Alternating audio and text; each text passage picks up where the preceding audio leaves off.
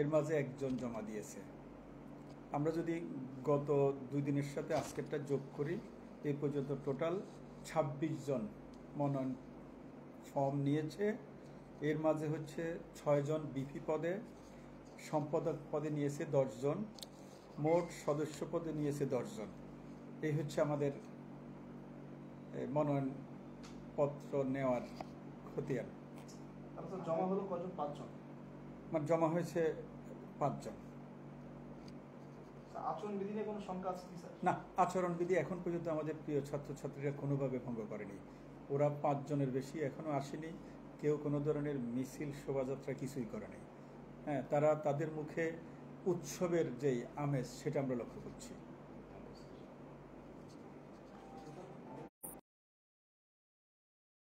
যেমনটি আপনারা দেখছিলেন, ঢাকা বিশ্ববিদ্যালয়ের ছাত্র সংসদ নির্বাচনের আগেই কিন্তু আসলে যে প্রতিদিনের যে আপডেটগুলো সেগুলো কিন্তু আসলে আমরা জানানোর চেষ্টা করছিলাম। এবং আমরা লক্ষ্য করছি গতকাল থেকে আজও কিন্তু আসলে বেশ কিছু যারা প্রার্থী ছিলেন তারা কিন্তু আসলে কথা বলছেন, এবং আমরা একজনের সঙ্গে একটু কথা বলবো মূলত ছাত্র সংসদ প্রার্থী। আপনি আসলে কোন পদে আসলে আমি মোহতাসিন বিল্লাহ ইমন। আমি ঢাকা ইউনিভার্সিটি 2018-19 সেশনের একজন শিক্ষার্থী। আমি কেন্দ্রীয় সংসদে সাহিত্য সাংস্কৃতিক সম্পাদক পদে নির্বাচিত করছি। এর আগে আমি আমার ডিপার্টমেন্ট এবং আমি তরঙ্গ বাসের সহসভাপতি ছিলাম।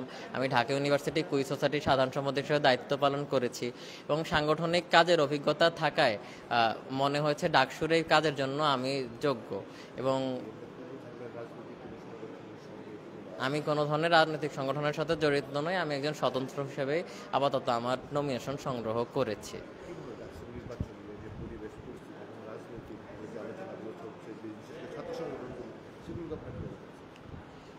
আমার যেটা মনে হচ্ছে যে যেই পরিবেশ আমি দেখে এসেছি গত 4 বছরে, সে তুলনায় অন্তত সহাবস্থানের একটা পরিবেশ আছে।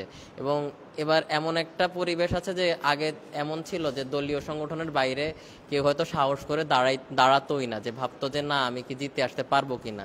স্বতন্ত্র প্রার্থীদের মধ্যে এবার যে আত্মবিশ্বাস, সাহস দেখা যাচ্ছে যে হ্যাঁ, কোনো দলীয় পরিচয়ের বাইরেও আমি আমার সামর্থ্য দিয়ে, আমি আমার নেটওয়ার্কিং দিয়ে এবং হচ্ছে যে আমার কাজের প্রতি আত্মবিশ্বাস দিয়ে আমি জিততে পারবো, সেইটা এবার আমার খুবই ভালো লাগছে।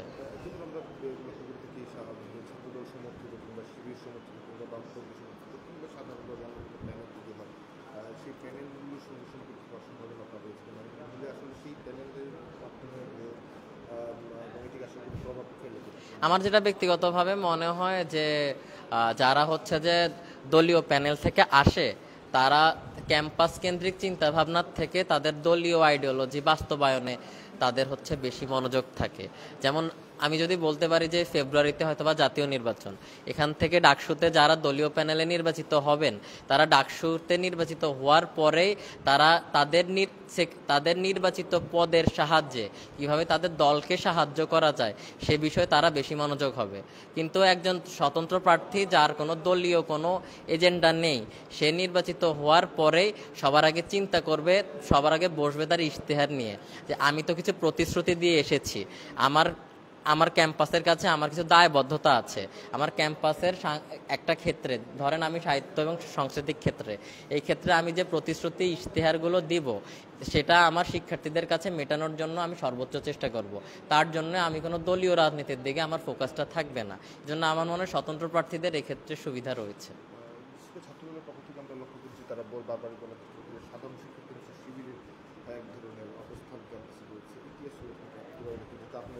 আমি স্বীকার করি যে শিবিরের অনেক নেতাকর্মী ক্যাম্পাসে আছে যারা নিজেদের দলীয় পরিচয় দেয় না। এবং আমার মনে হয় কি যে তাদের সংগঠন নিয়ে তারা যদি কনফিডেন্স থাকে যে তাদের আইডিওলজির উপরে, তাদের সাংগঠনিক কার্যক্রমের উপরে, সেক্ষেত্রে তারা তাদের দলীয় পরিচয় নিয়ে বেরিয়ে আসা উচিত। কিন্তু ক্যাম্পাসে রাজনৈতিক শিক্ষার্থীদের বাইরেও এক বিশাল সংখ্যক সচেতন শিক্ষার্থী আছে যারা ক্যাম্পাস নিয়ে কাজ করে, ক্যাম্পাস নিয়ে চিন্তা করে, এবং এতদিনের ডাকসু কেন্দ্রিক পরিচয়ের বাইরেও তারা গত 5-6 বছর ধরে ক্যাম্পাস নিয়ে কাজ করেছে।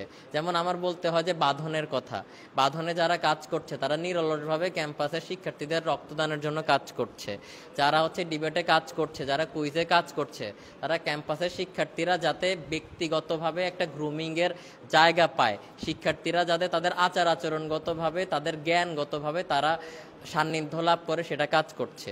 যারা ক্যাম্পাসে বাস কমিটির হয়ে কাজ করছে তারা কিন্তু স্রেফ ভলান্টারিলি শিক্ষার্থীদের জন্য পরিবহন ব্যবস্থা যাতে ভালো কাটে সেজন্য কাজ করছে। এবং গত 1 বছর ধরে যারা হলে হলে ভলান্টারিলি কাজ করছে তারাও কিন্তু কোনো দলীয় পরিচয়ের ঊর্ধ্বে উঠে সব শিক্ষার্থীদের জন্য কাজ করছে।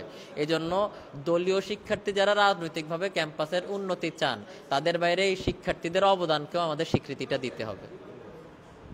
আপনারা শুনছিলেন যে একজন ডাকসুর প্রার্থী তিনি কিন্তু আসলে বলছিলেন, এবং কিছুক্ষণ আগেই কিন্তু সিনেট ভবনে ঢাকা বিশ্ববিদ্যালয় প্রশাসনের পক্ষ থেকে কতজন আসলে মনোনয়ন ফর্ম সংগ্রহ করছেন সে বিষয়ে তারা কিন্তু আসলে জানিয়েছেন। দর্শক, এই ছিল ডাকসুর নির্বাচনের মনোনয়ন ফর্ম বিতরণের সর্বশেষ আপডেট।